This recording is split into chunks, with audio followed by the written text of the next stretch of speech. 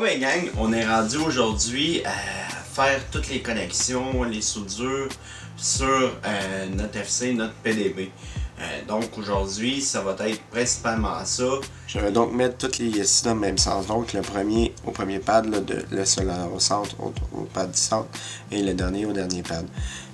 Vu que je vais pouvoir aller programmer pour inverser le sens de rotation des moteurs. Sinon, il aurait fallu que j'en inverse deux. Donc, vu que je peux aller les programmer, je vais donc juste souder dans le bon sens.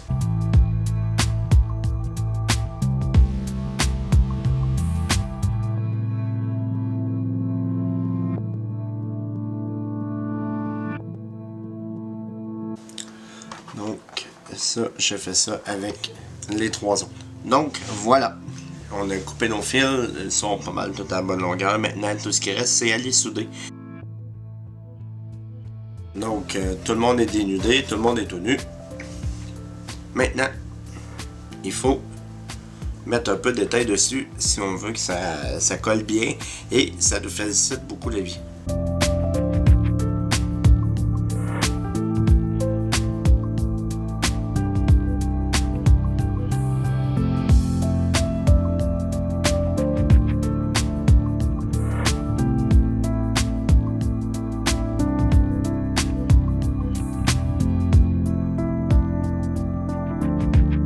Et voilà. Donc maintenant, il y a de l'étain sur tout le monde. Tout ce qu'il nous reste à faire, c'est prendre un ici à la fois et des soudés.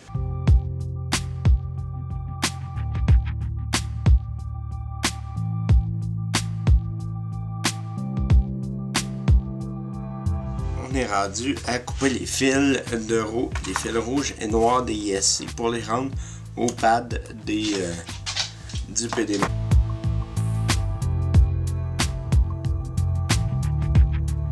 Donc cette étape-là, je l'ai fait hors caméra parce que ça demandait beaucoup de minutie. Aller installer chaque fil. Donc j'ai essayé de faire ça le plus clean possible. Il y a des fils que j'ai dû passer par en dessous parce que le négatif et le positif sont inversés dans le... Donc, ici, moi, j'ai donc fait hors caméra, j'ai soudé mes signaux à mon FC. Je trouve que de cette manière, ça fait super clean. Et puis, ça permet de pouvoir porter le FC de côté comme ça ou le ramener ici pour avoir accès au fil du VTX. Vraiment, j'aime bien le nouveau setup. J'ai bien hâte de voir la durabilité là, à long terme, comment ça va aller. Mais pour l'instant, j'aime bien ça. Donc, pour le FC, j'ai été chez Qualisateur, j'ai fait le petit achat. J'ai acheté des O-rings. Donc, des 1 quart par un 8 par un 16. Des petits O-rings que je vais pouvoir aller mettre juste ici.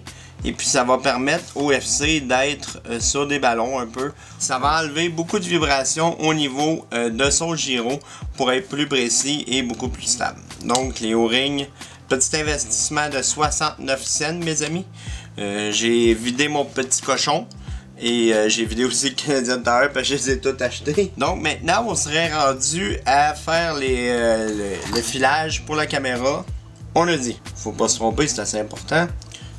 On a un VTX et on a le fil qui va aller à la caméra.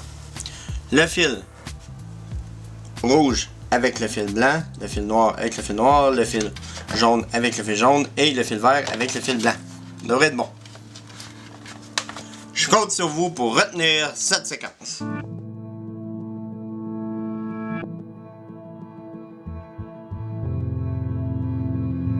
Là, ça va prendre la gaine thermo-rétractable. Celle-là est un peu grande, mais j'ai pas le choix de faire avec pour la vidéo. Je vais fort probablement en mettre la plus petite éventuellement, mais c'est un peu pour vous montrer là, ma façon de procéder. Donc, présentement, c'est de la 1.8, mais pour ces fils-là, c'est un peu gros, mais ça va faire la job pour l'instant. On n'a pas besoin de bien long, parce que tout ce qu'on veut, c'est aller couvrir seulement la partie qui va être dégainée et ne pas rendre le fil plus raide à manipuler parce que où ce qui va aller, c'est dans un endroit hyper petit.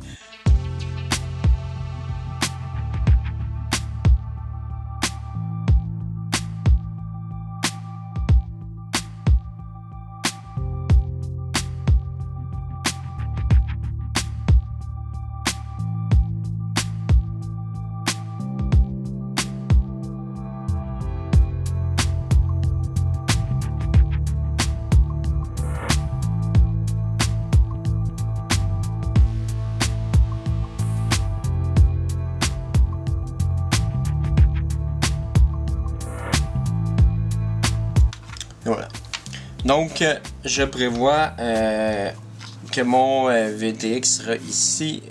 Mes fils vont passer comme ça. Je vais les faire passer en dessous du UFC. Donc, ça va garder toujours très clean. Et puis, on va aller les souder au UFC.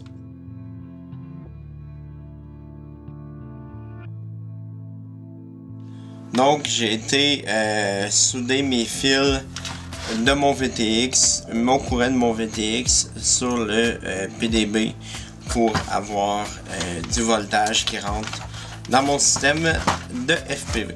Donc maintenant, vu qu'il reste seulement le fil bleu à les connecter, le fil bleu va devoir venir ici à la batterie.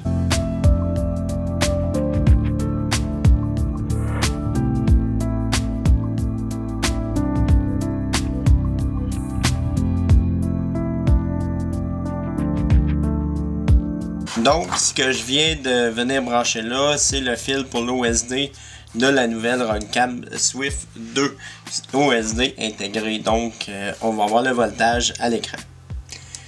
Pour la soudure, c'est quasiment fini. Là, ce qu'il faut, c'est de s'apporter du courant entre le PDB et le FC. Donc, on a coupé un peu avant là, ces fils-là, les fils qui avaient des connecteurs après les ISI. Et puis, on va s'en servir. On va prendre le 5 volts ici qu'on a sur le PDB et on va aller le rejoindre ici sur la plaquette au niveau, peu importe le trou qu'on prend, tant qu'on met le plus et le moins à la bonne place. Donc, dans mon cas, moi, je vais devoir passer d'un bord à l'autre, revenir en haut.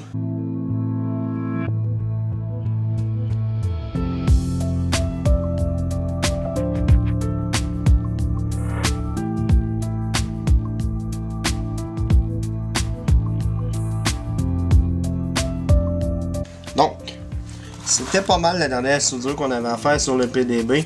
Donc, on pourrait fermer la chose en mettant nos O-rings.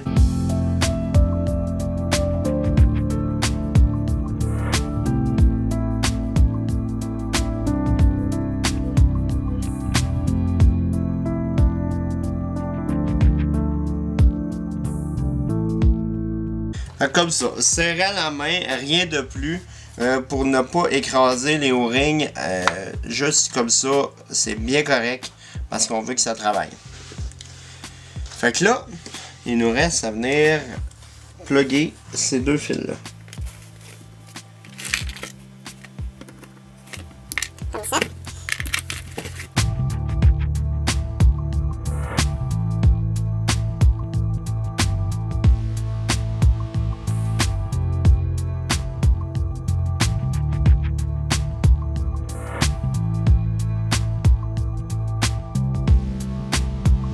Il y a quelque chose qu'on n'a pas fait depuis le début. Ça se fait quand même assez bien où ce qu'on en est rendu, mais il aurait fallu le faire un petit peu plus avant.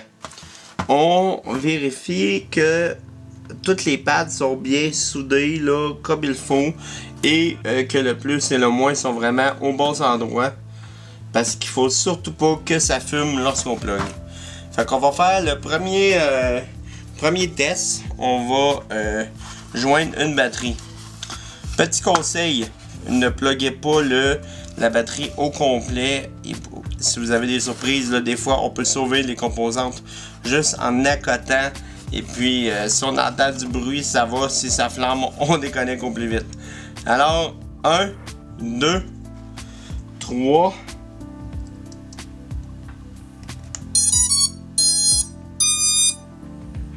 Et voilà. On a entendu le bruit.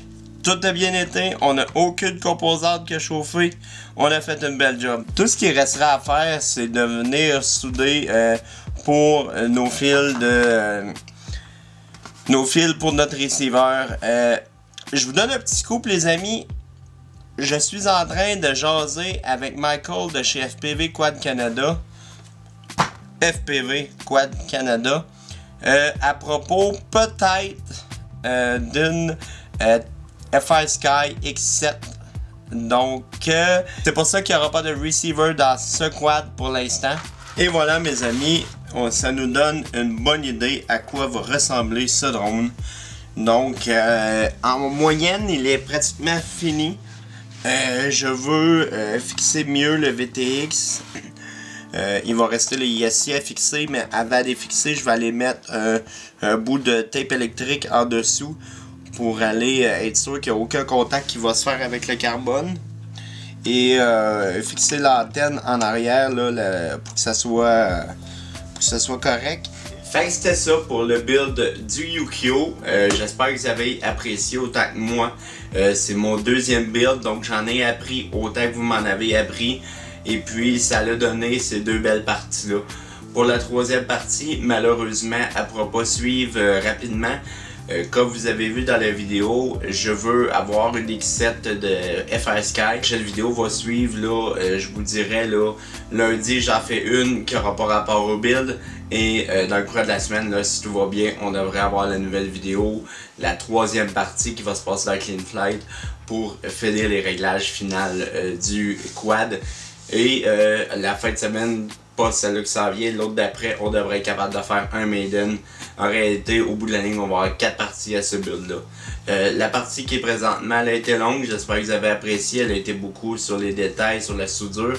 Et puis, moi, j'ai beaucoup adoré faire ça pour vous.